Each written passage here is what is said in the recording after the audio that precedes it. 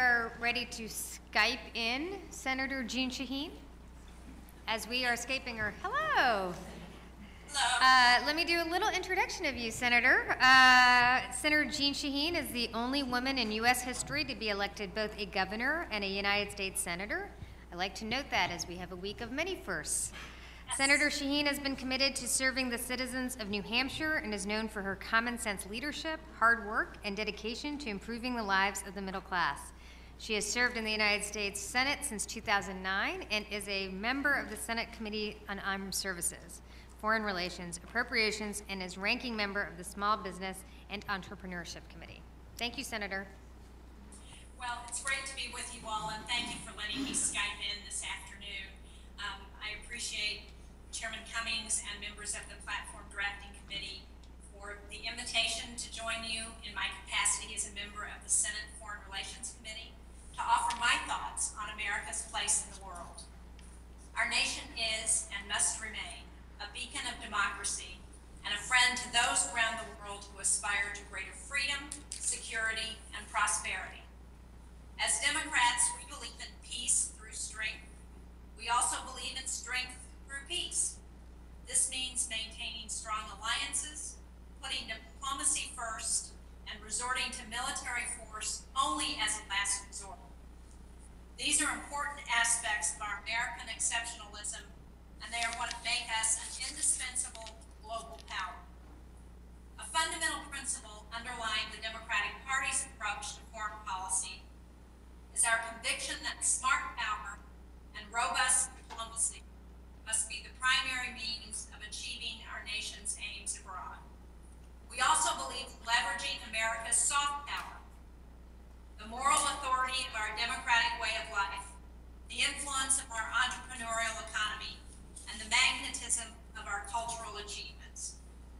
Accordingly, it's important that the Democratic platform continue to advocate for generous investments in diplomacy and international development. Democrats know that America is strongest when we work not just to make the world safer, but also to make it better. Whether it's combating HIV/AIDS, helping girls and women gain access to education, or supporting fledgling democracies around the world. Democrats understand the importance of addressing both short and long-term global challenges. Terrorism, nuclear proliferation, and outbreaks of disease, to be sure, but also climate change, endemic poverty, and the scourge of governments and ideologies that trample on human and civil rights. I can't emphasize too strongly the value of American leadership in international institutions and partnerships, such as the United Nations and NATO. These multinational institutions have allowed us to make significant gains in tackling difficult global challenges, gains that we could not have achieved on our own.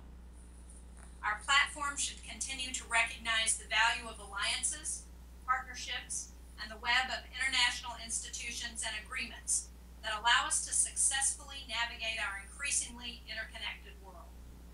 Our foreign policy should seek to invest in and modernize these relationships, not denigrate or discard them, as some have advocated. Our global network of allies is an indispensable instrument of American power and diplomacy.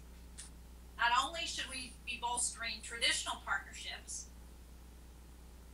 like the Transatlantic Alliance and our unshakable ties with Israel, but also deepening partnerships with countries that are on the front lines in the fight against violent extremism. Now is not the time, as some in the Republican Party have advocated, to abandon or disband the alliances that are necessary to confront the global challenges of the 21st century. Finally, I'd like to speak about the importance of inclusivity and tolerance as principles of our Democratic Party's approach to foreign policy. It is enshrined in our nation's founding documents and in our laws. We believe in the fundamental equality of all people. We reject discrimination based on race, creed, nationality, ethnicity, gender, or sexual orientation. And we support people and nations around the world that share or aspire to secure the these values and ideals. These values and ideals are a powerful source of America's moral authority around the world. In fact, much of our diplomacy consists of helping other countries, at their invitation, to help build these same protections and underlying values into the laws and codes of their states. Whether it's fighting for media freedoms, or putting in place protections for LGBT citizens, or building an independent judiciary. Inclusivity and tolerance are a feature of our Democratic Party's foreign policy because they are a feature of our Democratic Party's domestic policy, particularly when it comes to immigration. We are a nation of immigrants and refugees, a nation that has welcomed the disenfranchised, the abused, and the most vulnerable people to our shores. And we've benefited from their persistence and drive to build better lives here. Albert Einstein, Henry Kissinger, Madeleine Albright, Sergey Brin, they all came to this country as refugees and made enormous contributions to our American way of life. Our generous and open culture must not change. America is a great nation because we're a good nation and a welcoming nation. Sadly, in this election cycle, we're facing a Republican Party whose presumptive nominee for president betrays our values and disdains the international partnerships that we have built through sustained American leadership. He would make the United States less secure, less prosperous, and less respected in the world.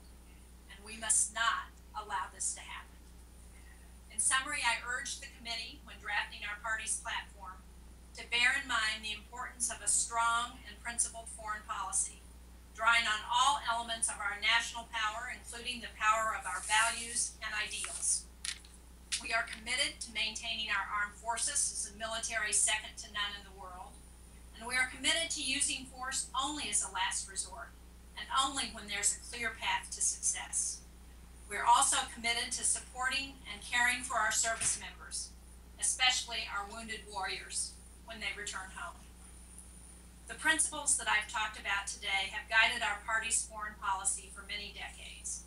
We are all proud of the way President Obama has held firm to these principles and strengthened America's standing in the world over the last 8 years. I'm confident that you'll find a way to reflect these principles in our party's platform, a platform that will appeal not just to our fellow Democrats, but to all Americans. So thank you very much. I'd be happy to answer questions, and I especially appreciate your letting me Skype in while we wait for Senate votes.